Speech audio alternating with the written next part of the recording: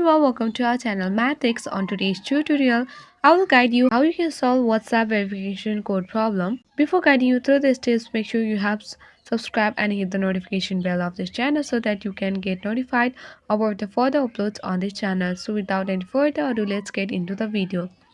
Firstly, you just need to go to the Play Store on your device, search in for the WhatsApp here. On the search bar, you need to search in the WhatsApp here, and if you find any update option here, then you need to tap on update and update WhatsApp Messenger. Doing this did not resolve your problem. Then you need to go back and you need to go to setting.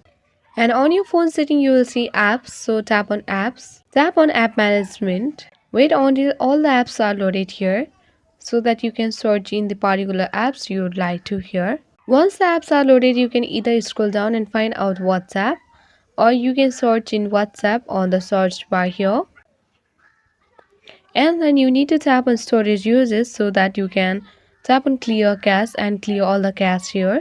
Tap on manage notification and make sure it is toggle on like this. If it's toggle off, then you can tap on allow notification and toggle on. Go back and tap on permission and make sure the apps permission are allowed for all apps. Go back, and sometimes it might be also problem in the messages, because if the notification aren't allowed here also, then the SMS won't be received. So tap on manage notification and toggle on in this way also if it's, and tap on storage uses and tap on clear cache of this also.